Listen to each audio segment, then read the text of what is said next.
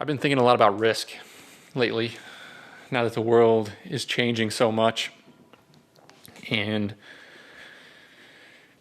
a lot of people are suffering and so much is different than it was even a year ago, 6 months ago. So many people are losing their jobs, so many people are getting laid off, so many people are losing their homes, their businesses.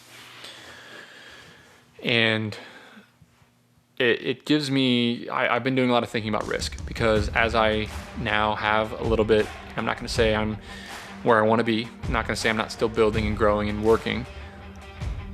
But now that I feel like I have something to lose, I've been thinking on and mulling over this idea of risk. Everybody thinks that I am a big risk taker. Everybody thinks that as an entrepreneur, you take a lot of risks. And that's true.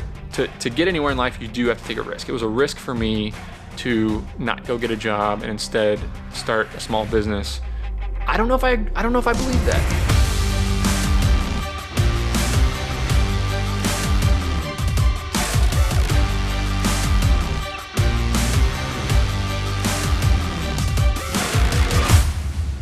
I don't know that it's not more risky to be an employee at a company that you don't know if it's going to succeed. You're just being told what to do all day, and you have absolutely no control over your own destiny. And I know that that's not all employment relationships. Like there's a lot of employees that very much do control their own destiny. I'm not necessarily referring to those folks, but what was it? 17% of Americans lost their job in March when COVID hit. 17%. So that's 17 out of every 100 people that wanted to have a job and had a job and on March 1st didn't have a job at the end of April. That sounds pretty darn risky to me.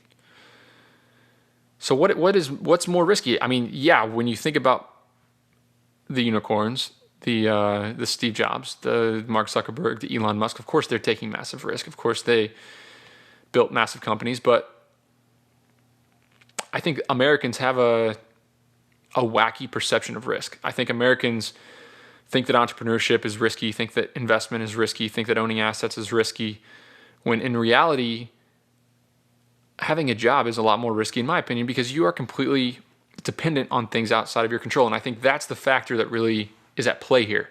How much of your life do you control? How much of your destiny do you control? That's what I think risk is. Like having control over it, that's less risky. Like if a poker player feels like they know the odds, they know what the odds are, and they're going to accept those odds and they're going to act accordingly, and they know what they can control, they know what two cards they have, and they know what they can't control, that seems less risky to me than, I guess poker's a pretty poor example, but as an entrepreneur, I feel like I can control what happens. Obviously, I'm dependent on, I feel terrible for a lot of the event companies and restaurants and hospitality companies that have very healthy business models that did have a lot of things in control, and this is just an event that wiped them out. This is a one in 100-year flood or whatever they say. It's a 100-year flood. But me as an entrepreneur, I feel like I control a lot of it. I control the people that I hire. I control the customers that I go after. I control everything about my life. I control how I spend my money. I control how I make my money. I control where I invest my money. It's all in my control. So that seems to me less risky than being totally out of control. And what I mean by being totally out of control, I mean going to a job for a company that you don't make the decisions at, for a boss that tells you what to do, and just one day your company can say, oh yeah, we're going to lay you off. Just one day, totally out of your control. We're going to lay you off.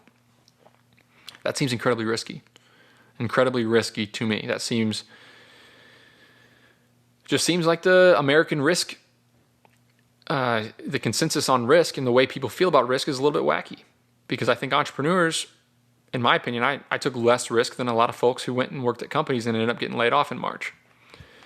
So I don't know what else I have to say about this really, but if you do entrepreneurship right, if you go about it the right way, if you make unemotional decisions, you can really control a lot more risk than you think. A lot more is in control than you think. I mean, me and a kind of a silly example of this is me and my partner, Dan, we early on in our business, we complained about a lot of things that we thought were out of our control. We complained about the economic environment. We complained about how hard it was to hire employees. We complained about the commercial real estate market when it came time to get warehouses. We complained that nobody wanted to work hard. We complained that our employees were messing up. We thought all these things were out of our control. We thought all those things were out of our control. And what we realized that as entrepreneurs, a lot more is in our control than we think. A lot more is.